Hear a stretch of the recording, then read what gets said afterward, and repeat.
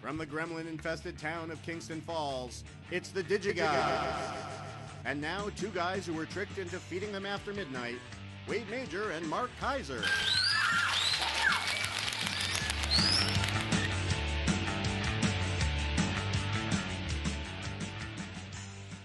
Always love a good Gremlins reference.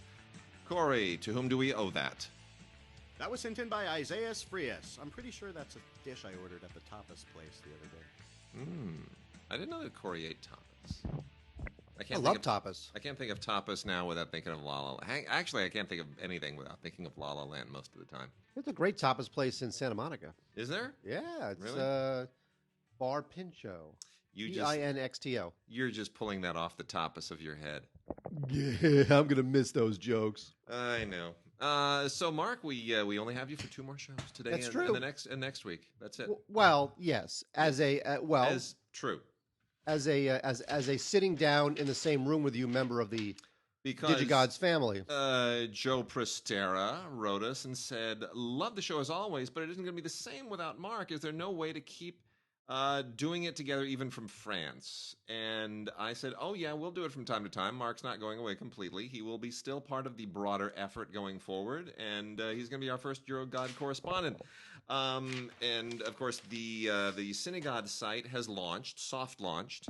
Yes, don't expect a lot. It is cosmetically not perfect. Still need to fix a lot of things here and there, and to get all the mechanics sorted out.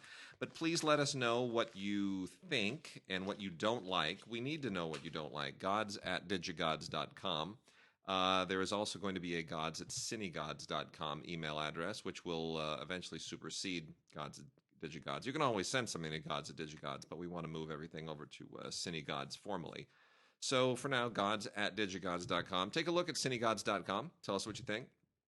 Go over to the Cinegods Facebook page, please, and like it and follow it, because eventually every post on the Cinegods site and all of the DigiGods podcasts will be rolling up on the Cinegods site. So we're also going to keep the DigiGods group, which will be a separate thing. That's still an invitation-only group for people who listen to the show and longtime listeners, and it's a community.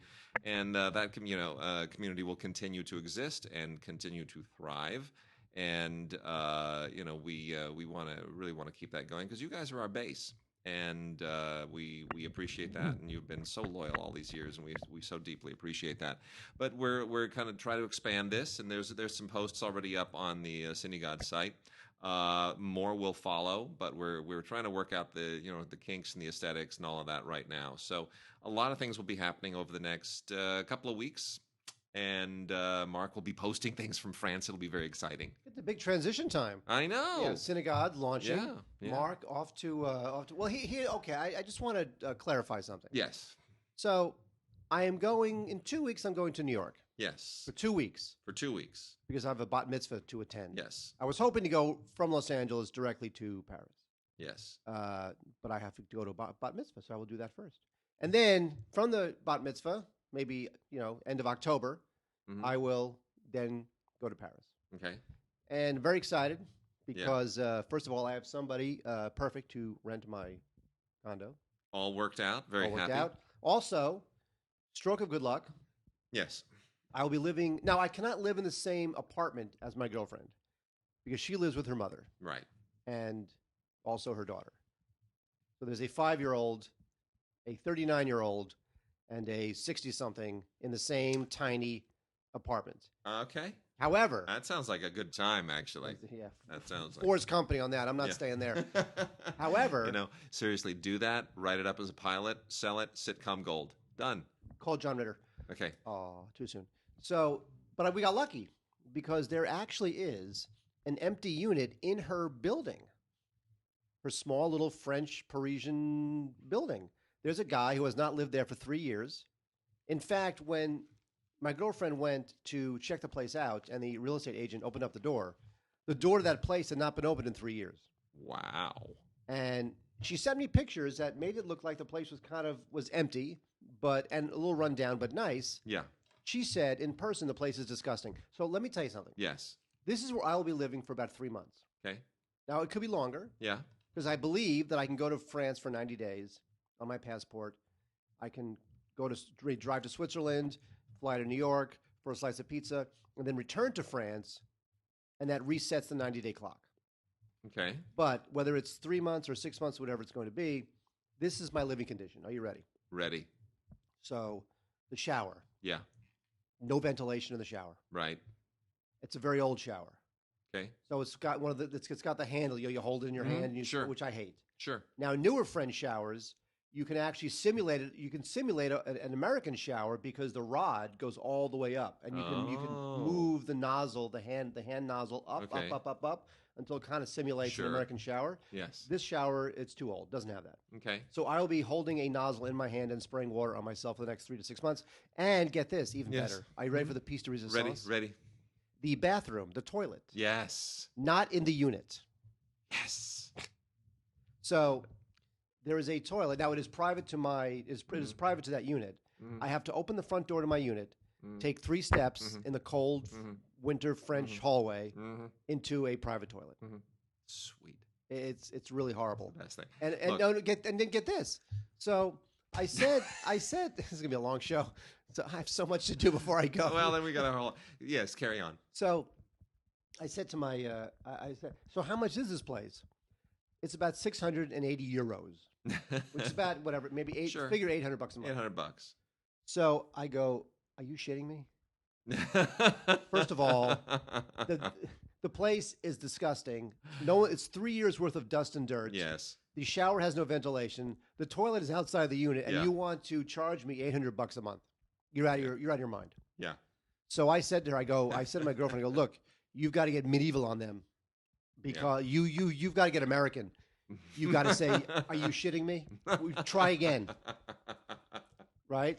So she gets it down from 680 euros to 550. Well, that's not bad. This is a significant savings. Yeah. Get this, gets better. Yeah. Because I cannot rent an apartment in France because I don't have a permit. I'm not a citizen. I'm nothing. Right. Sure. She can. Sure. However, Yeah. she's unemployed, which means that she can apply and No. what? I know what you. No, go on. I know what you're going to say. Go on. Go and ahead. she can get 190 euros a month of government assistance to live there, which of course would then go to me. Yeah. So it could be that I'm spending 550 euros a Yes. month to live in this place, Yes. at least, Yes. or at the most. Let's say at the most, Yeah. with the possibility of 190 euros knocked off that because Yeah. she gets government assistance because Right. the unit has to be in her name. Yep. So if I'm literally living in France So it's for going to be. $450, $500 a month, It'll be about $500 a month. I will maximize that crap. I will live there every possible day I can because, come on, it's cheaper than living here. It's $500 a month. Yes. That's amazing. Look, the apartment I lived in Marseille, which I was very fond of, but the apartment in Marseille was, it had to be at least 100 years old, probably more. Brick floor that had not been changed since it was built. Second story, right? Like everything else in those buildings, you kind of walk up the spiral staircase, and fortunately it was not on the 9th floor. This was not that big of a building. So it was, second floor, 2 floors. And had a lovely garden I would never go out into. The glass panes were so old, because glass is a liquid. You know that, right? Yes, it's considered a liquid. Yes. It's a very, very thick liquid that takes a long time to flow, but glass is a liquid. So the panes were so old that you look at them and they were thicker. Noticeably, they were probably about 1/4 of an inch thick on the bottom and maybe 1/8 of an inch thick, if that, at the top. So if you tapped it at the top, it would shatter. It was so thin. The glass was so thin because it had all flowed. I mean, this was glass that had not been changed in 100 and some years, and which meant the place got incredibly cold as well because there was no insulation. And the brick floor was horribly cold, and we couldn't figure out actually how to get the furnace going because it was some 1951 furnace contraption. So we used to leave the oven open to heat the place, which is you're not supposed to do. No, you're not. No. And then you fall asleep with the oven on. Yeah, but it had a bidet, which do you have a bidet in this place? It's a regular toilet. Bidets are awesome. You know what the best thing you can do with a bidet?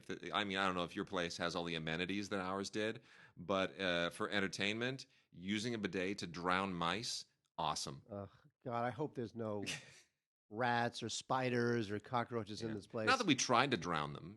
We thought we'd watch the mice swim. We thought we'd be, because mice can swim, but like Battle of the Network Mice. Yeah, kind of. Have a whole like Olympic competition. Yeah. And by the way, she sent me photos. Look, of this I was place. in my 20s. Give me a break. She sent me photos of this place, and I said, "This place looks okay, except for the shower and the toilet. It looks fine." But then she said, "No, you weren't in it. I mean, the walls were white. There was nothing in it. It was empty and white. It looked fine to me in photos." And she said, "No, it's disgusting." And I said, "You know what? They got to clean it up. Got to clean that up. They got to clean up the bathroom. The mattress is, I guess, it is worse than any Times Square in the 1980s whorehouse mattress, right? So they got to get rid of the mattress. And burn it. Yeah. What are they going to do with it? Whatever they do with mattresses in France, do it twice. Because the thing is disgusting. And so she's, to her credit, my girlfriend's credit, she's stepping up to the plate on that. That's great. Yeah. Anyway, so to make a short story long, I'm going. I'll be in France by the end of October. Very exciting. I have somebody to rent my place who looks like she's perfect. I'm going to live in my girlfriend's building, which is great. I want you to do 3 things for me. Eat. Okay. I want you to do 3 things for me. Actually, 4 things. Send me a picture of yourself eating a pain au chocolat at Poilâne. Okay. Well, you'll have to send me that name. I don't know. Okay, Poilâne. You'll learn it. Poilâne is where you go when you're in Paris to get croissants and anything with butter and pastry in it. Poilâne, like bridge? Poilane. A has the little circumflex on it. You got to go. Number 2, send me a picture of yourself drinking Badois. Number 3, what, bath water? What is that? Badois, sparkling water. Number 3, send a picture of yourself drinking Orangina Rouge. Ooh. That's blood Orangina. Wait, do they make that now? Yeah, not for years. Interesting. And number 4, most importantly, will you FaceTime me from Fnac? Thank you. I'll FaceTime you from wherever you want. Okay. I'll go to the Fnac in Montparnasse. They got that nice one there. Oh my gosh, I love Fnac. Well, they have a nice one in Montparnasse because I'll be spending a lot of time there because it's a cool area, a lot of hip stuff going. It'll be exciting. I mean, Montparnasse. Here's the thing. I'm very nervous. I'm nervous because I have quit my very lucrative job. Yes. Basically, I'm having a midlife crisis. Yeah. I quit my lucrative job, rented my place. Yep. With no prospects for future employment, and said, "F it, I'm going to France for 3 months." Pretty great. All right. Well, we're going to jump in here. We're going to start off with some music. Mark's got some music stuff, and he always enjoys doing that. Mark has to see if his sausage is ready. Oh, go. We're working blue now, are we? I'm serious. Okay. We're going to start off with a little bit of music. I'm going to talk about Friar Alessandro, the voice from Assisi from PBS. If you are not familiar with Friar Alessandro, this guy's unbelievable. This was a television concert where this very famous friar gives a one-man concert from the Basilica of St. Francis in Assisi in Italy, which has some of the most amazing, it's the burial place of St. Francis, has some amazing acoustics, and especially for liturgical singing and chanting. And this guy's amazing. He's absolutely amazing. I'm a big fan of this kind of liturgical music. There is a Lebanese-French nun by the name of Marie Keyrouz, Kehyruz,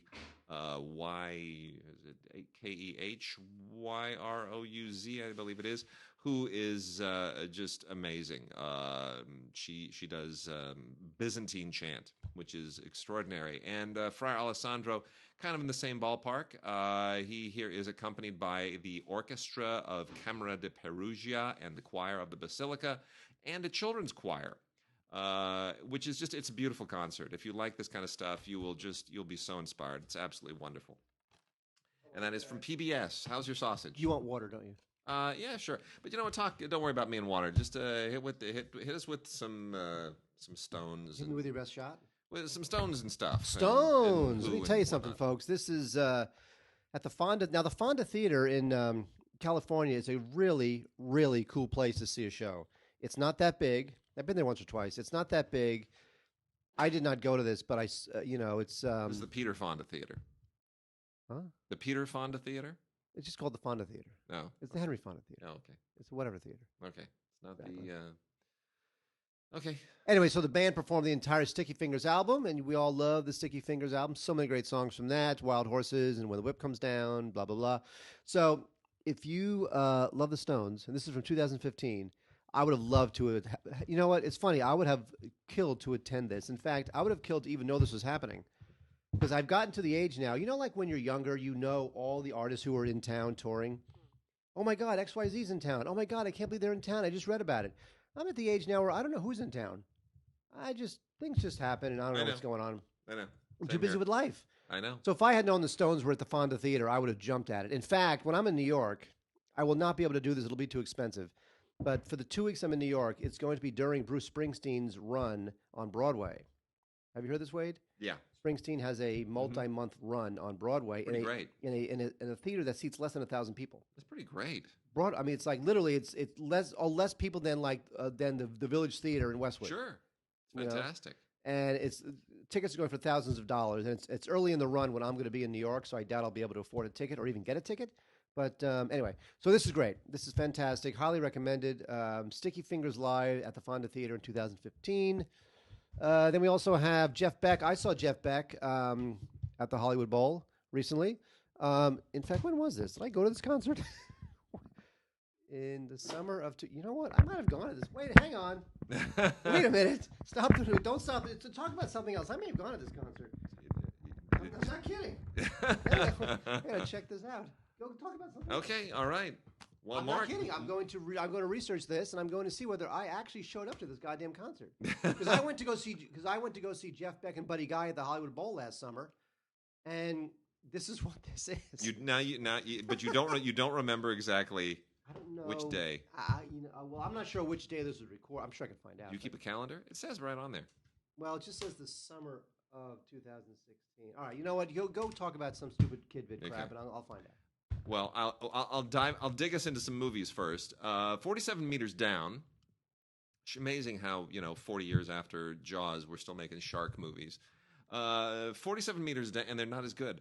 47 Meters Down is a shark movie that was originally going to be released as In the Deep. This is a fascinating thing.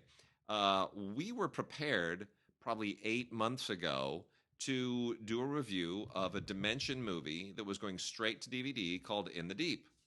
And it was, shark movie, and literally it was set aside. It was logged. It was ready to go. It was set there for us to cover on the show, and we get an email that says, "Okay, it's not being released. It's been pulled from release. It has Byron Allen has acquired it for theatrical release."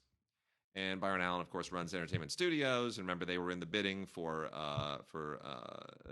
Birth of a Nation, which wound up not doing much. And I'm sure they are glad they didn't pay out the nose for it. I know. But in any case, they did acquire 47 Meters Down, which was originally 47 Meters Down. Name was changed to In the Deep by Dimension for home release.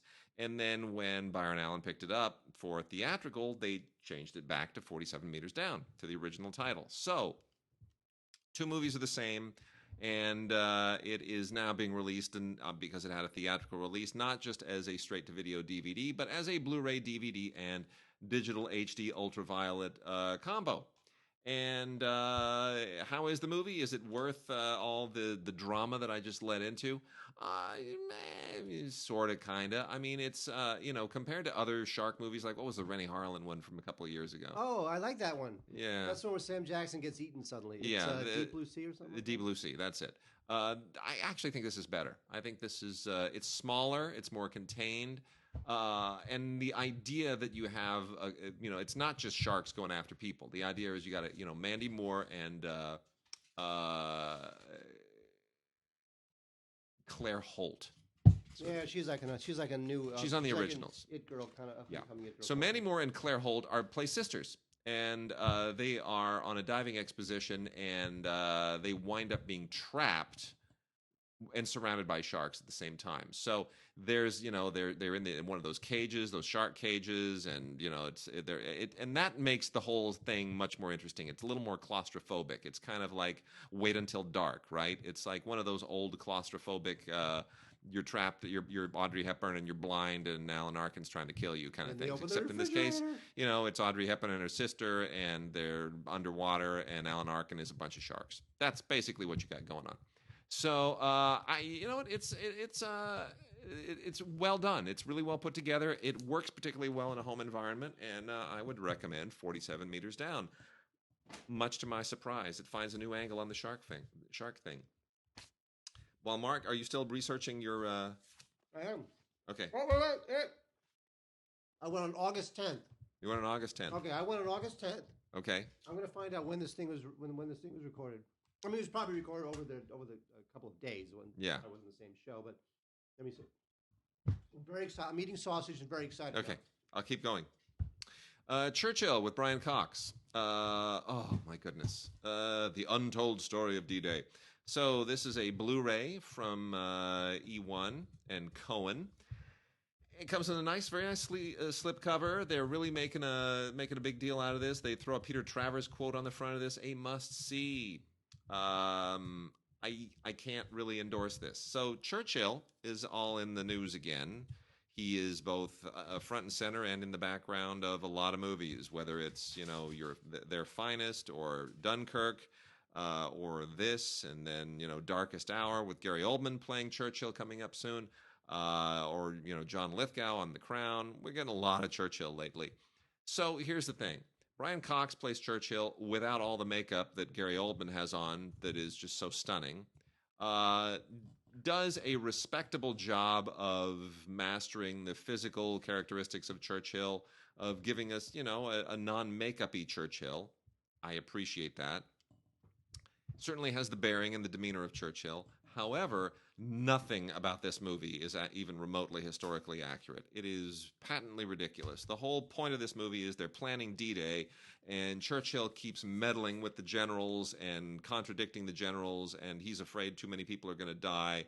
And Churchill comes off like some kind of, sort of, he wants to lead the men. He wants to be there on the beach when they land. He wants to put the uniform on, and he wants to be that old guy again. He wants to go to combat. It's just all he does is sort of rant and rave and be a big pain and a thorn in everybody's side through this whole movie, which is not what transpired. I've got a lot of volumes of Churchill's on my bookshelf at home. I've read a lot of Churchill, extraordinary writer and historian, and nothing depicted in this film is even remotely how it happened. It's almost a slanderous oversimplification. Brian Cox does his best. Miranda Richardson is good. John Slattery shows up in this as Eisenhower. But on balance, I can't. I just can't really get behind this. It's really unfortunate. I wanted to like this movie. I really did, but it just annoyed me. Anyway. Well, here's the thing, it's got a featurette and a trailer, and I can't recommend anything else about it. Well, here's the thing. I was at this show. I don't know whether you were at this show. This was it. You were at a version of this show. Well, here's the thing. He played a couple of nights. Yeah. But I do remember that the black guy, that Jan Hammer, yep, came out and played the keyboard. Yeah. And he wore this blue shirt with the black stripes. And I remember that Buddy Guy wore that white shirt with the black dots. All right. So either they wore the same outfit in all the nights they were at the bowl, which could be true. Okay. But whatever. Anyway, what I'm saying is I was here. Okay. So fair enough. If you get Jeff Beck live at the Hollywood Bowl, and it's a CD and Blu-ray set. If you if they take shots of the crowd, look for me. All right. I was kidding, by the way. Okay. I know. I knew that. You wouldn't be able to see me. I knew that. I know you did. Okay. So we've got from Lionsgate a straight-to-DVD title, not on Blu-ray, called Girl in the Box, which is a little bit like 47 Meters Down, except without water and without sharks. Does that make sense? No. Okay. Well, that's where we are. Anyway, it's this is it takes place in 1977, presumably based on a true story of Colleen Stan, who was a young student who, at 20 years of age, was kidnapped and held for 7 years inside a box that was that you could barely move in, and it's a really, really twisted and very, very disturbing story. And if the real story, true story, yeah, so it's basically Room, even more constricted. Yeah. Let me put it this way: it doesn't necessarily make for an enjoyable movie. It's a really difficult story to absorb, and but it's. I mean, it's twisted. There's some stuff I won't get into all the twisted stuff. You can imagine who would kidnap a 20-year-old girl and stick her in a box for 7 years. You can imagine what that entails. It's very disturbing. It's not as good as I wanted it to be, and maybe Room has taken a lot of the air out of the room for this kind of a film. But it's worth checking out. I mean, it's at least worth a rental. I would say. Actually, it's a triple feature: Room, Girl in the Box, and Boxing Helena. Yeah, and you could probably also throw that Ryan Reynolds thing in there. That's right, Buried, whatever it's called. Yeah. And then also there's a thriller on Blu-ray, a Blu-ray and DVD combo pack by a director named Stephen Fingleton, who I'd like to see more from. These things tend to kind of disappear. This is from Shout Factory and IFC Midnight. It's called Survivalist, and or The Survivalist, I guess, is the actual title. Anyway, this is kind of cool. Martin McCann is a guy who is it's kind of a western set in a dystopian future, a little bit like The Road, right? It's got kind of the same similar vibe to The Road. So it's post-apocalyptic dystopian. Society's all just dwindled back kind of to a very frontier kind of a sensibility. And Martin McCann is trying to hang on to his little piece of whatever is left in the world. And of course, this is like every man for himself. Everybody's fighting for the scraps. And some people show up. What was the one with Chiwetel Ejiofor and Children of Men? No. No. More recently, where Chiwetel Ejiofor wanders into the valley and meets what's her name? Star Wars? No. And oh gosh, this is gonna kill me now. Stop recording. Okay, I'll anyway. I will look it up for you. Look it up. Chiwetel Ejiofor and what's his name? The new Kirk and Oh, I saw that. yeah, what was that thing called? The Valley with the three people in the valley. Yeah, it's got the woman in it. And they're all fighting over the woman. Yeah. Anyway, it feels a little bit like that too. So anyway, Z for Zachariah. That's it. Z for Zachariah. Gosh, worst title ever. So hard to remember. So Martin McCann trying to hang on to his little scrap of post-apocalyptic homestead, and then there is a human connection. Let's just say, there's a human connection. People show up, and it's got a similar Z for Zachariah kind of a vibe going on, and it gets very interesting. It gets very interesting. It's paranoid, it's constrained, it's claustrophobic, and yet it feels very, very vibrant. Stephen Fingleton's never made a movie before. Good director. I really want to see more stuff from him, and hopefully not so genre, but this is actually quite a well-done film. So worth checking out. The Survivalist on Blu-ray and DVD from IFC Midnight and Shout Factory. Worth checking out. And Mark has one more bit of music he will do in a moment. He's gone back into the kitchen. It's unbelievable. Got a 4K this week. Not a big week for 4K, but got one. It's called Warm Bodies, with the worst tagline ever: Cold Body, Warm Heart. Why this is on 4K mystifies me. This is not what I would expect HDR to be really employed for. I can't imagine any early adopters like jumping all over the bandwagon for this. There are a fair amount of extras on here. Nicholas Hoult may be the reason that this wound up being on 4K. It's a decent cast: Nicholas Hoult and John Malkovich. I mean, it's a good cast, but 4K for this, I don't know. It's a zombie romance. What's the point of that? I don't get it. It's kind of I think the zombie thing is over now, especially in film. It really is. I mean, Nicholas Hoult is a much better actor than this. I'm looking forward to World War Z too, though. I have to say, I did like World War Z. Yeah, and The Walking Dead seems to be just lumbering along. It's been 16 seasons, or Crazy. maybe it's 18. I don't know. Anyway, there's there's a gag reel on here, which they have a funny name for: the Shrug and Groan gag reel, whatever. It's funny, man. I know. Anyway, so Warm Bodies. You want to see a zombie romance? I guess it's But 4K, I don't really. It doesn't. This does not benefit from it. I don't see anybody jumping all over this. The Who live at Royal Albert Hall. Now, I've been to Royal Albert Hall. I saw Elvis Costello at Royal Albert I Hall. used to jog around Royal Albert Hall. Nobody cares. Great. Jog through. You jog through the park, right? And you get a good run around the park, and then once you get to the other side of the park from Notting Hill, then Royal Albert Hall is right there, and you can run around Royal Albert Hall and then run right back into the park, and you're good. It's great. Good job, Wade. Yeah. Good ad. Anyway, so they cranked this thing out. This thing was recorded in April 2017. Now, the question, of course, it's just Pete Townsend and Roger Daltrey now, and Daltrey, I idolize The Who. I love them. Pete Townsend's like my musical father. But they're getting older. Daltrey can't really hit the high notes anymore. But Tommy is still great. The production that they put on isn't quite as spectacular as the film and in earlier stage incarnations that they perform. But if you're into them and you're a total completist, you definitely want to check this out. It's got all the classic songs from Tommy, and Royal Albert Hall is one of the great venues to see a show. And so, yeah, definitely. Tommy, Royal Albert Hall. Very nice. So, Mark, let's talk about a ghost story.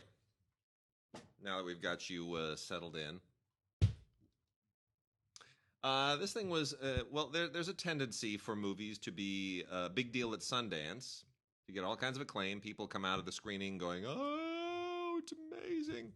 And the critics go gonzo, and the reviews are great. Oh, it's so unique, so amazing.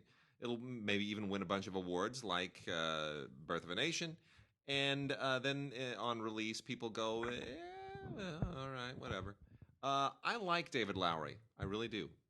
I think David Lowery is a very, very talented director. He's got a lot, kind of a Terrence Malick-y thing going on. I appreciate that. Yeah, Pete's Dragon. That was very Terrence Malick-y. Not that. I'm talking about his first film. But Ain't Them Body Saints. Ain't Them Body Saints. Thank you. I was going to say Guide to, but it's the other saint. Yes, Ain't Them Body Saints. I really like that. I thought it was very, very sharp. Casey Affleck, terrific in that movie. He reunites with Casey Affleck here for A Ghost Story, which really kind of took Sundance by storm.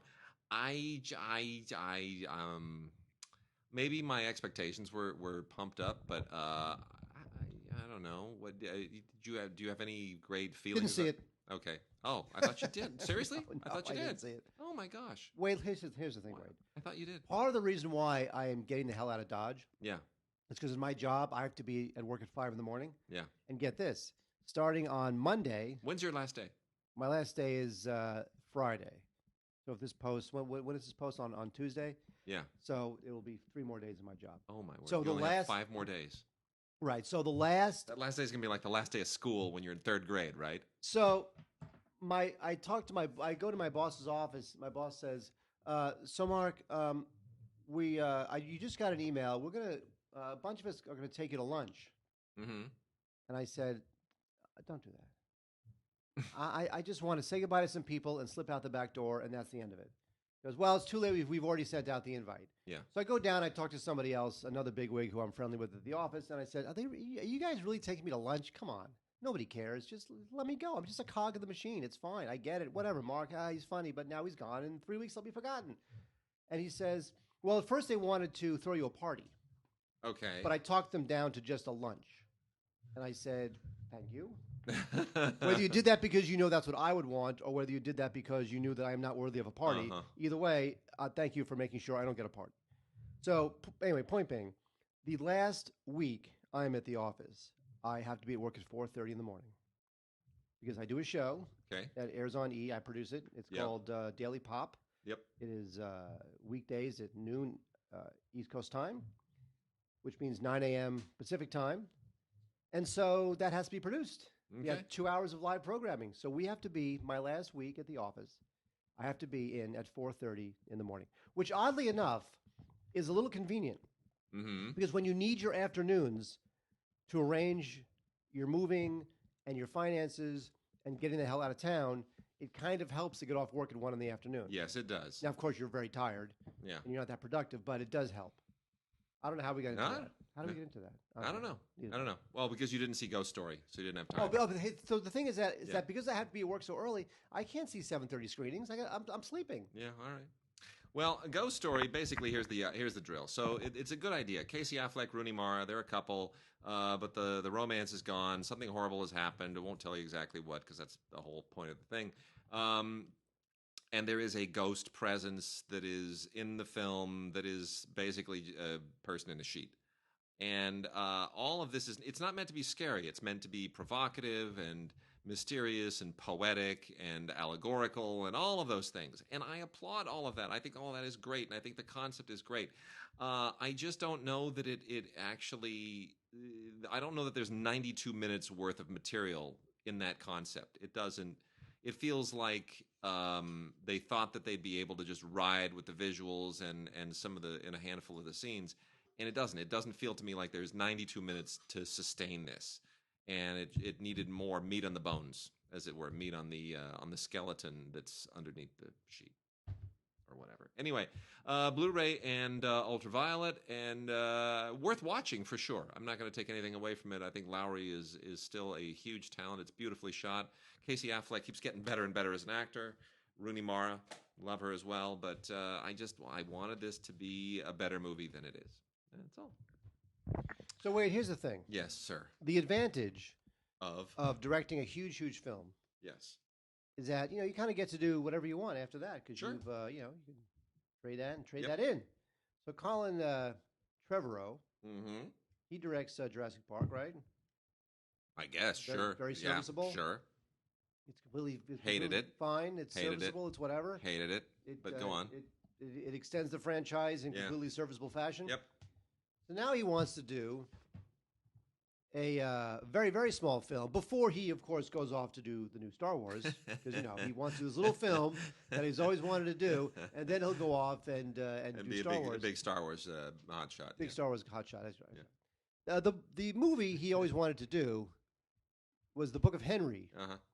Now the Book of Henry is terrible. In fact, it is so bad that I wonder whether that got him fired off of Star Wars. Of course it did. Of course it did. Like, wow.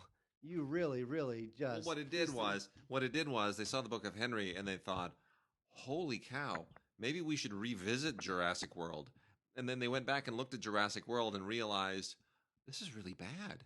Like, this made money because it was well marketed, not because it's a good movie. People just poured into the theaters because it was all about dinosaurs. We could have gotten like a homeless alcoholic from Skid Row to direct this movie, and people would still have gone to see it. And Trevorrow is. I'm not on the Trevorrow bandwagon. I don't want to diss the guy, but I'm kind of dissing the guy. I haven't seen anything in his work you do not like Safety Not Guaranteed. It's okay. It's all right. That's what he should be doing. He should be doing that level of movie.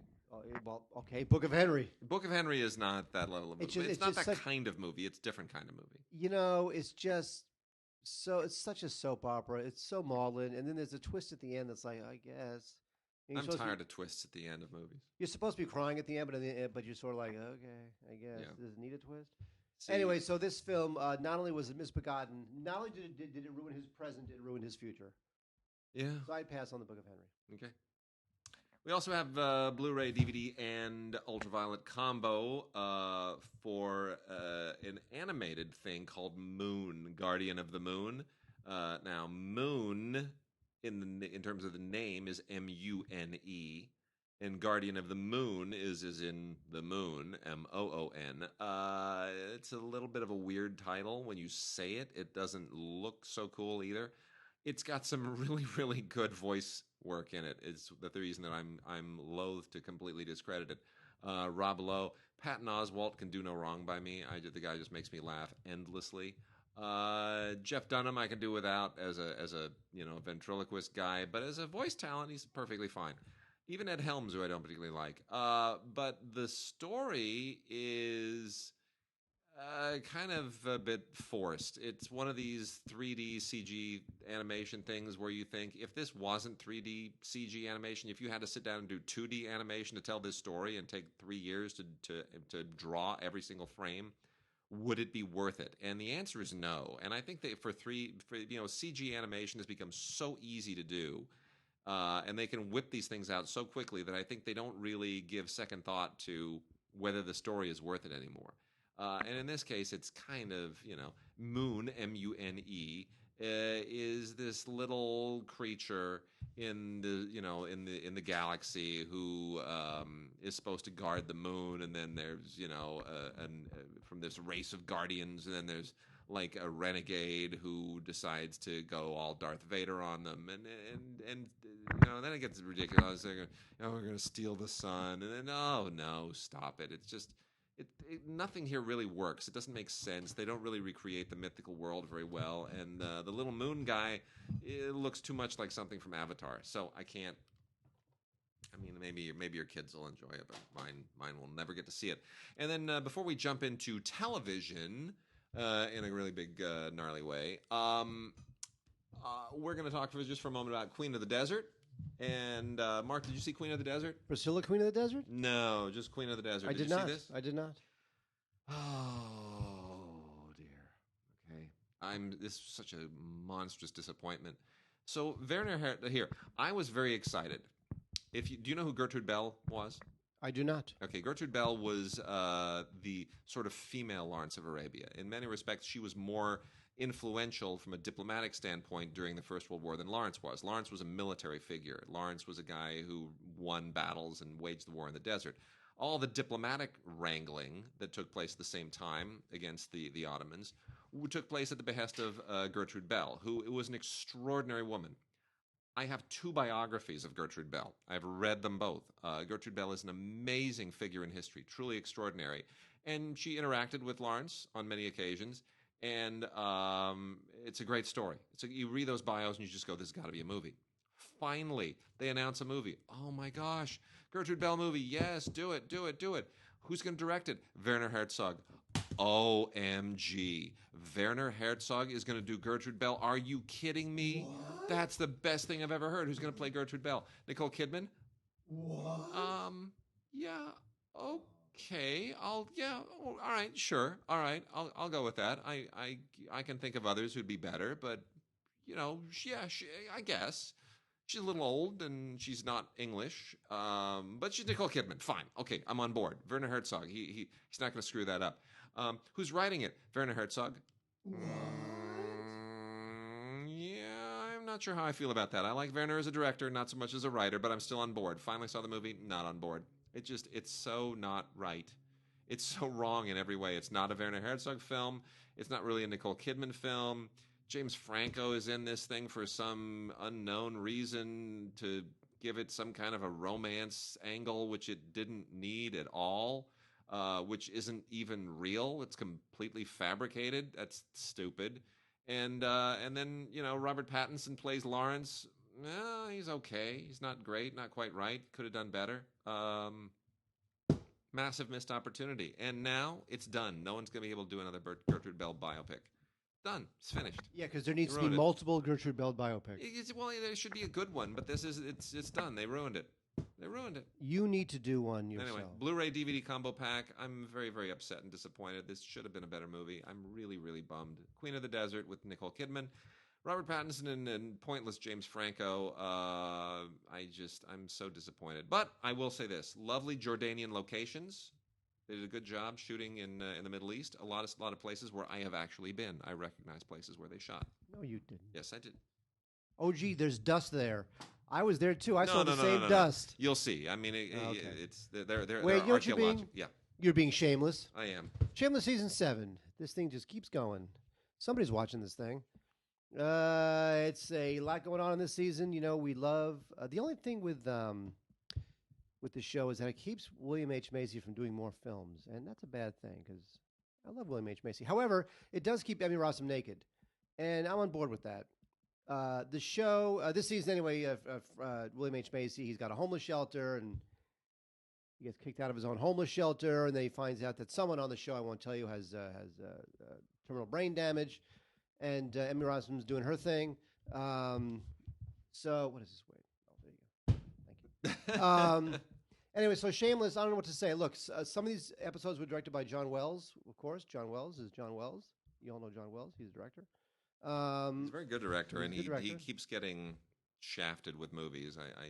It's sad because he's a very good writer and director. Well, he wrote a couple of these episodes, I believe, at least one or two of season 7. So If you love Shameless, you don't need me to tell you to check out the Shameless Season 7 Blu-ray. If you've never watched Shameless, don't start here. Start with Season 1. All right. Thank you. Very nice. There's a couple of featurettes, but, who cares? I got some Britishy stuff. Fortitude, the complete second season. Have you seen Fortitude? Have you even heard of this? I saw Fivitude, the sequel. Yeah, that's great. Thank you. Bad jokes are my domain, man. Yes. That's the deal. No, this is actually I have not even heard of this show. It kind of came out of the blue, but Fortitude is quite interesting. And it's now in its second season, and hopefully going further. This is from Sky Atlantic, and very interesting kind of a genre thing. It's like a parasitic virus drama. It's not like Walking Dead. It's not It's not like a zombie thing, but it is very much kind of an apocalyptic or edge of apocalyptic drama set in this Arctic town called Fortitude, and it's really it gets increasingly more genre-y as it goes along, and you wonder when is it going to sort of, I mean, it's a horror show, but it's still more of a little bit of a serialized soap opera at the same time. I like it. I think I like it quite a bit. Parminder Nagra and Dennis Quaid are terrific in this thing. Ken Stott, Richard Dormer, Sophie Grabel, or Grabel. Grobel. Something. She's got all. She's Norwegian or something. Has all those little accents and things that change the letters and the vowels. Who's the McDonald's character who used to go grobble, grobble, grobble, grobble? Oh, that's the Hamburglar. That's it, Hamburglar. That's her name. Yeah. The Tunnel, Sabotage, the complete second season. This is from PBS, this is a UK show. Really very, very good. Good primarily because it's just got an amazing cast, and Stephen Delane is one of my all-time favorite actors. Has never really, really gotten the credit he deserves. Did you ever see him in Welcome to Sarajevo? Back in the day. I know, it was 20 years ago, but he should have clicked after that. Stephen Delane should have gone on to be like the next Humpy Dunk Cooper Whittle. John Stevens? That guy. I love Cooper John Stevens. No. Favorite. Bumpy Stump Cribble Snatch. So we have Cooper John Stevens and Bumpy Stump Cribble Snatch. Benedict Cumberbatch. Wow. Oh, that guy. Yeah. What happened to him? He's Doctor Who. Oh, he's Doctor Who? Or not Doctor Who. He's Doctor Strange. Yeah. Oh, Doctor Who, Doctor Strange. Same thing. He might as well be Doctor Who. Well, he's been Doctor Who, hasn't he? I don't know. Benedict Cumberbatch. That stupid show. He was. Maybe he wasn't. I lose track. The ship is named. He's been Sherlock. The ship is called the Retard. Isn't the ship called the Retard? He's Doctor Strange. He's Sherlock. He should be Doctor Who. Maybe I can't keep track. Can somebody please tell us at DigiGods.com what you see in Doctor Who? I just don't get it. Yeah. Hasn't every British actor been a Doctor Who at some point? I think they all have. So lame. I think they all have. Richard Burton. Richard Burton was the best Doctor Who. Oh yeah, sure. Right after Peter O'Toole's Doctor Who. Olivier was amazing. Wow. Incredible. I'll never forget it. Anyway, The Tunnel. This is a thriller series, and a couple of investigators played by Clémence Poésy and Stephen Delane. Yeah. And they are really, really good. And it's great, it's a great kind of a European detective thing, and French and British passengers are trapped in the channel, and it's all, there's a lot of really, really good stuff going on here. It's very, very interesting and well done and high production value, and I think it's a good show. Stephen Delane, always worth checking out. And then Grantchester is now in its third season, part of Masterpiece Mystery. James Norton and Robson Green are all superb as always. This all takes place in the 1950s in a small Cambridge village, and it deals with it's criminal investigation and mystery, but it has that religious priesty spin on it that you occasionally get. It kind of tips its hat a little bit to Agatha Christie. I think it's really, really good mystery stuff. Well done. I enjoy it. Grantchester, complete third season. Both Grantchester and The Tunnel Sabotage, complete second season, are on Blu-ray. Wade Longmire has had a long and circuitous and confusing history. It was on A&E where it was surprisingly canceled right after the third season ended, and then Netflix picked it up, and they squeezed another couple seasons out of it, and now, of course, it's going to end with season 6. But in the meantime, you have season 5 now available on DVD, not Blu-ray. Lou Diamond Phillips is in this. That's always a good thing. Katie Sackhoff is in this. If you love your Battlestar Galactica, thing's based on a series of novels that I never read, and I can't say I've ever seen the show. I do love westerns, but I'm not that much of a fan of contemporary westerns. I like the westerns in the 1900s. You know, the Gunfight at OK Corral, the Wyatt Earp type westerns. Right.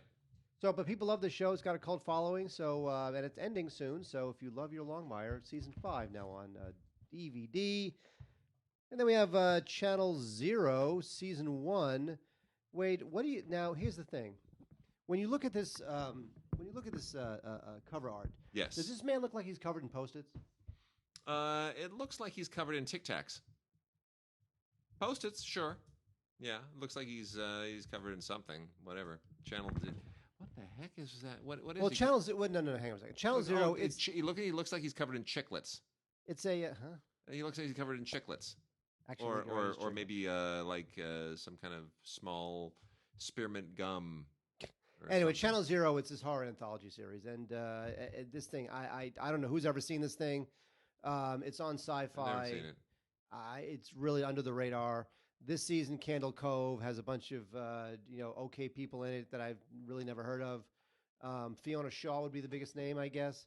So yeah, so if you're into Channel Zero, which is the sci-fi horror anthology thing, then go for it. Okay. This thing it's just nothing to me. Okay. Never heard of it, never seen it. All right. Under the radar, not marketed. Secrets and Lies, season 1, with Juliette Lewis. Hey, and Ryan Felipe. Hey, that's where they went. If you've been wondering, I've been saying, whatever happened to Ryan Felipe and Juliette Lewis? Well, Ryan Felipe was accused of doing bad things. Was he really? Yeah, he was accused of domestic abuse or something like that. Oh, no. Yeah. Well, anyway. Ryan Felipe discovers a body, and Juliette Lewis is the detective who has to try to figure out did he or did he not do it. And it's a whodunity series that really relies pretty much just on the performances. Juliette Lewis, nice to have her back. I think she's really good. Ryan Felipe, he's fine. We'll see where this thing goes. The jury's completely out as to whether this show can sort of sustain. Because when you have a show like this, the question is how long are you going to before you have to scratch somebody's itch at a certain point, right? You can't just that's the art. You can't just keep this thing open-ended year after year after year. So I want to see where it goes. Well, the art of these shows, especially over these long arcs, is to be able to answer one question and then pose 2 more. Yes. And then you answer one, then you pose 2 more. And always keep you on the hook. Unless you're lost, in which case you just never actually answer any question ever. Wait, here's a question I'm going to answer. Yeah. Who watches Broke Girls? The answer, nobody. Nobody. Because it's been canceled. I don't know how this thing wound up with 6 seasons. I mean, this thing was just the guy, the showrunner, not a fan of him. It's all hack humor. Yeah. Somebody tell me what's so funny about this. No. And also, it kept, like we said earlier, it's kept Kat Dennings from making movies because she should be making. She should be. She's great. Either sweet little romantic comedies like 500 Days of Summer type things, or she should be doing like Thor things where she like livens up. She's like the female Steve Zahn. Yeah. She will liven up big films with her indie sensibilities and quirky humor. Yeah. But instead, we have 2 Broke Girls. She's good in the Thor movies. Yeah, she was. Right? She was the best thing. The Thor movie. The trailer for the new Thor film. It's looking fun. It's looking fun. It looks very Guardians of the Galaxy. Actually, here's the thing. It looks more like a Guardians movie than a Thor movie. I don't know whether these movies are good or whether we have lowered the bar in terms of what we expect from a tentpole film. That now we just think they're all good. No, we don't think they're all good, but we are enjoying being in that world now. It's basically a big TV series. The Marvel movies really are a television series at this point. And they're not movies. They don't work on their own because this Thor is not going to work in any way whatsoever if you haven't seen all the previous Thors and a couple of Avengers. It's like, no, you'll never be able. Like, I will not be able to pull Thor Ragnarok off the shelf and say to my daughter, "Here, watch this," because she'll look at it and she'll go, "I have no context to it. I just did nothing in this makes sense. What came before?" It's contextualized by everything that led into it. So that's the thing. But it's got Jeff Goldblum. Come on. I know. It is funny how when you look at these films, they're not going to mean much in 15 years. No. Because they're all part of this gigantic machine, and every part just seems like each little part doesn't seem as important as the whole. Right. You know, oh, by the way, that was me. So while these films are fun and it's a nice sugar high, when it's over, you're like, okay, when's the next one? Yep. Anyway, Two Broke Girls ending, thank God. Also ending a Sleepy Hollow on Fox, a show that just limped along, and now it's over. Fourth final season, available on DVD, includes some deleted scenes. I have not seen this show. It's probably very sleepy and very hollow, and I assume that's what it is. Just letting you know it's out there. And based on Lily Koppel's The Astronaut Wives Club, A True Story, is the limited television series, The Astronaut Wives Club, which is fine. It means to kind of give you it's a little bit inspired by Army Wives and The Right Stuff, I think, halfway between the two, which is all about the wives of the astronauts, as the title obviously in a very unsubtle way lets you know. This was an ABC series that just isn't really as amazing as it really probably should be. I wanted more out of this, but it felt very network. So I give them credit for doing it, for trying. Story that needs to be told, just needs to be told better. And then we also have a couple of true life incidents that became big TV movies, both on Blu-ray. One deserves a better movie. That's The Immortal Life of Henrietta Lacks. This is with Oprah Winfrey and Rose Byrne. If you don't know the story of Henrietta Lacks was was a black woman whose cells after her death have become a key source of finding all kinds of remedies for cancer, and the immortal cells of Henrietta Lacks are legendary in medical circles. I'm not going to be the science guy and try to explain it all to you, because I only barely understand why her cells are amazing. But it's almost like it's almost like an X-woman kind of a thing. She has these like superhero cells that have been just magical, and it's really extraordinary. The story here is a little bit less amazing. This is based on a book, which is the book of the same name, The Immortal Life of Henrietta Lacks. And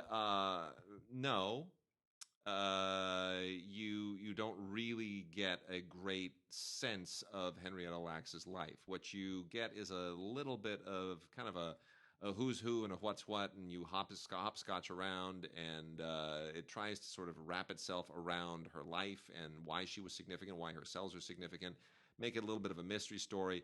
It's not as great as it should be. Oprah Winfrey does not play Henrietta Lacks. She plays Lacks's daughter, Deborah, and that's kind of the problem, is that it's all sort of seen through a little bit of a saccharine lens. But it's worth watching. It just isn't the movie it should have been.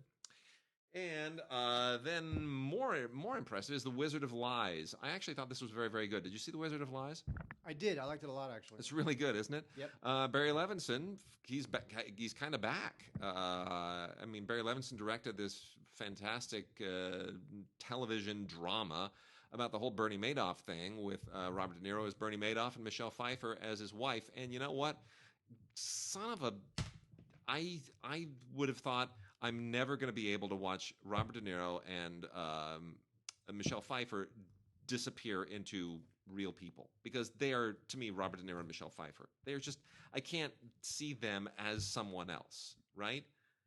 Within 10 minutes, you forget you're watching De Niro and Michelle Pfeiffer. They're really acting. And I give Barry Levinson all the credit in the world. He makes them other people. It's great. Well, also, it's been a while since De Niro has really brought some game. Yeah. He tends to just do anything, mail it in. He doesn't care anymore. I don't know what he's working for now, except just out of boredom. But it's nice to see him try. Yeah. Even if sometimes you see little affectations and you wonder, oh, he must have thought that through, or why is he doing that with his hands? Sometimes you see the machinery a little bit, but still, it's just nice to see him trying. It really I agree. is. I thought the movie was terrific. I agree. No, completely. You know what, Mark? Football's been in the news a lot lately. Football. You been watching any football? No, I don't watch anything, Wade. I have See, to move. you're I'm leaving the country. So you're in one 2 of those. weeks. You're one of those people who is heeding the president's call to boycott football and bring the NFL down. Yes, and during the national anthem, I whip my penis out and wave it at the TV. Wow, this show. Thank you, ladies and gentlemen. And Mark's gonna be fired after the next show. Fine, it's my show. Are you gonna fire me? I don't know. Actually, I fired myself. I'm leaving. Anyway, football. So as long as we're in a football mood, we have 2 complete series that both have football tie-ins this week. One is Coach, the complete series, and that's from Mill Creek. Lame. Yeah, Lame. and you know what? Coach is okay. Lame. It still kind of works. Lame. It's a little dated. Lame. But Craig T. Nelson is still fun, and the cast is good, and I'm a little nostalgic about it. Jerry Van Dyke, Shelley Fabares, these are good people. This is a good cast, and I don't know if you want to have the whole series on hand. I don't know if the whole show is Lame. that good. Maybe a best of thing, but if for those who just can't get enough Coach, boy, it is out now, a complete series. You know what else is out in a complete series? Friday Night Lights. The movie was fantastic. Blu-ray of Friday Night Lights, which I'm not a big fan of the movie. Oh, I love the movie. But the TV series is. I mean, people have tried to sell me on the TV series, and I've really resisted it because it's just okay. Yeah, high school football, blah blah. In hindsight, I'm gonna say, looking at some of this now, that it's sort of out of the zeitgeist. It's not bad. There's some really good stuff on this show. It's not as legendary as I think everybody wanted to portray it. It's not this sort of iconic representation of some great American institution in the heartland and all that kind of stuff. But there's a lot of really good stuff going on in it, and it is well written. So, by the way, can I tell you something? Yeah. Now, here's something I would normally tell you off air, but since nobody listens to this podcast, I'll tell you anyway. Yeah. So I had dinner with Norman the other night. Oh, you did? Yes. Good. So Peter Berg. Yes. Interested in his book. Good. It's been floating around forever, right? Mm-hmm. And he said that Peter Berg interested. Now, Peter's got something else he's got to do, which takes him out of commission for a year. Yeah. After which he could be thinking of something else, 800,000 other projects he wants to do. Right. But right now, he's like, yeah, Peter Berg. All right. Interested. Right on. I think Sean Penn was on board. Yep. That thing's had Julia Roberts was going to play his mother. Yep. That thing has had a circuitous, torturous, difficult journey to the screen, and it has not ended yet. In fact, it has barely even started. Well, we know how long it takes things to happen. Yes, that's true. Yeah. And he had a New York Times #1 bestseller. Yeah. And it takes a long time for it to happen. Yep. Crazy for the Storm. Correct. Yeah. Terrific book. Well, highly recommended. It will be made into a film, but please buy the Norman book. is responsible for us meeting, by the way. We should point that out. That's true. Norman was Norman Olstead, film school colleague of mine. Met him first day of film school, first class. And we wound up being the 2 guys who made movies about homeless people in that first class. And we went on to work on each other's movies. And I was first AD on Norman's Project 2, and you were a producer. No, what happened was, what was that, Joshua's Fire? Oh, no, it was his, yeah, maybe it was. It was Joshua's Fire. Was that the one that shot on Main Street? Remember we shot those scenes in Venice and Santa Monica? No, that was a feature. No. That was Malibu Eyes. That shot in Malibu in his beach house. Yeah. But Zach starred in the film, right? Yes. In his Project 2. Yeah. So I knew Zach. Yes. Because Zach and I went to high school together. Yeah. So Zach says to me, "Hey Mark, I'm starring in this Project 2 for this UCLA guy. Why don't you come down, meet somebody, shake some hands, make yourself useful?" So I go down there and I meet Wade and our friend Sean Jones. And you ran the other way. You're like, these people are crazy. Yeah. So, and Norman, of course. So Norman, Sean, and Wade I met because my high school friend Zach said, "I'm starring in a Project 2 at UCLA. Come down to the set and make yourself useful." And then now we're 20, 30, whatever it was years later, we're all friends. It's fantastic. It's a Except good story. Except Wade's a jerk. Except everything Mark just told you is a complete lie. It's a lie. What happened was... and then we also have a couple of things from the new Watch Around the Clock boxed set release line from Mill Creek, which is this is the whole gimmick on this is 24 hours of shows, movies, cartoons, and commercials in a single box set of DVD. So you are literally reliving a full broadcast day from the golden age of television. It's a time capsule, a full day. Commercials? including commercials. That's a great This idea. takes you right back, and you get to pretend that it's 1958 or whatever on television, and you just and it's a full day. You just Let me see that. it's fantastic. Great It's idea. a great idea, and it's fun, right? Fun idea. See, So how long is each? watch around the clock. Oh, it says relive a day in the life from television's golden age with Yes. this 24-hour lineup. So I guess each. So 8 o'clock, disc 1 is afternoon. mornings. This is how it works. Disc 1 is morning, disc 2 is afternoon, disc 3 is evening, and disc 4 is late night. So I guess. And it's fantastic. Each disc, I guess, is 6 hours, right? Yeah. Huh. It's fantastic. It's actually a lot of fun. I didn't spend a whole day with this, but with either of them. But it's actually great. You got, If it literally simulates watching the same channel for 24 straight hours, Yeah. is genius. it is genius. It's absolutely fantastic. I mean, it's just incredibly fun stuff on here. You know, Mill Creek has licensed a lot of classic television product. You know, they've gotten Johnny Carson stuff and Dragnet and the Dick Van Dyke Show and the Lucy Show. I mean, all this stuff is there, and they've got some movies as well that they have rights to. And they just basically looked at all this stuff and said, let's just slap it all together, and let's just give people some Groucho and some Lucy and some whatever it is, and old movies and commercials, and they threw it all together in a really smart way, and it's a lot of fun. And so you should check it out. We got 2 of them here, and one of them in color, one of them in black and white, but they're absolutely great. They're just absolutely great. Really, really fun. It's called Watch Around the Clock, and Watch Around the Clock in color. Really fun. I hope they do more of these. I really do. I hope this thing takes off. This is a lot of fun. And then quickly, we got a couple of... got to start wrapping this up in a moment. We have a couple of... classic comedy bits here. A lot of Carol Burnett show releases because most people aren't going to want to get everything. So this is the 50th anniversary edition of the Best of the Carol Burnett Show, and this might be all that most people want. This will keep you laughing endlessly. This is 16 episodes plucked from the 11 seasons of the show, and it's just some of the best stuff. Mrs. Wiggins and Eunice and on and on and on. Great guest stars. Steve and Edie and Ella Fitzgerald, Rock Hudson, Rita Hayworth. It's just terrific. A lot of great bonus features.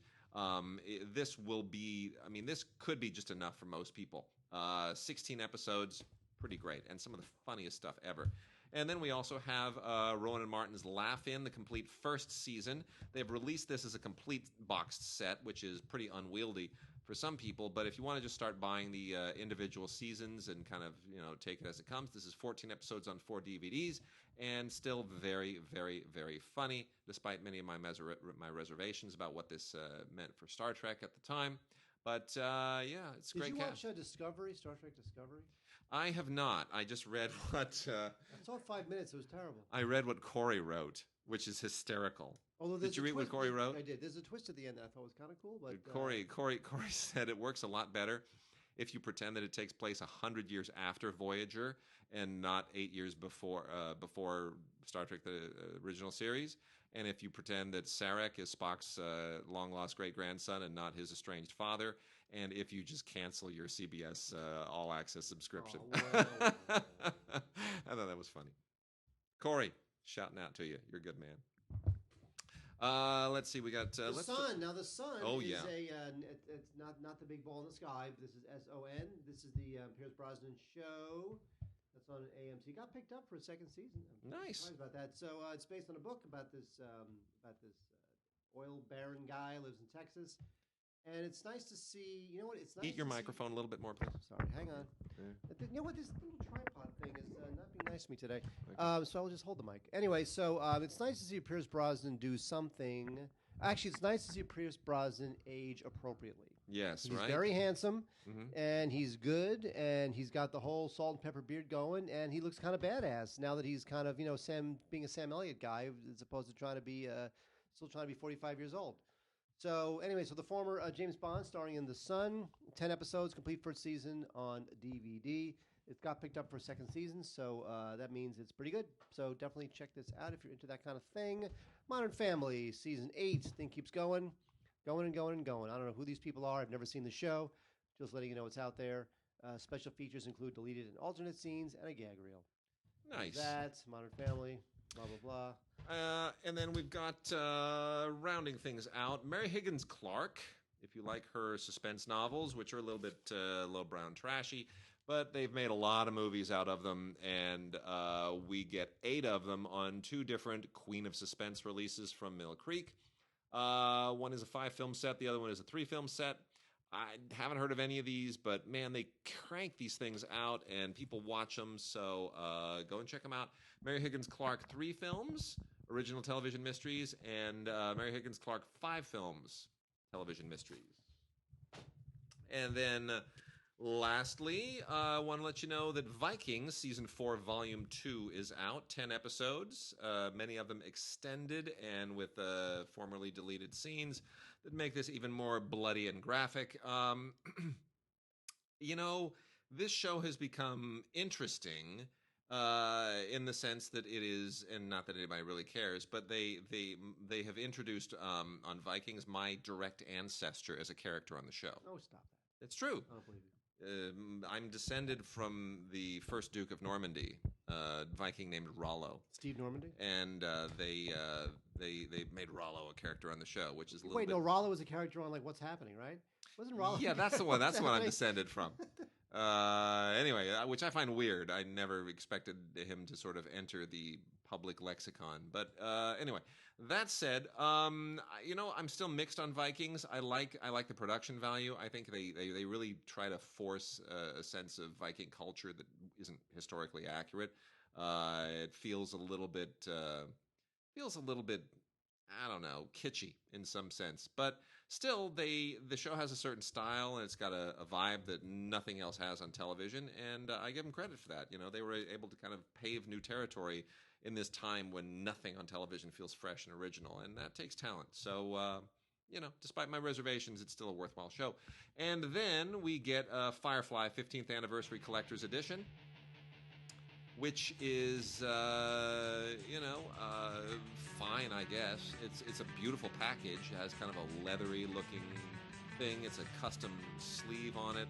And I was never a big fan of Firefly. I know a lot of people are crazy nuts for it. It comes with, you know, all kinds of collectible doodads inside, including like a little star map, and there's extras like an audio commentary on certain episodes, and featurettes, and a cast roundtable.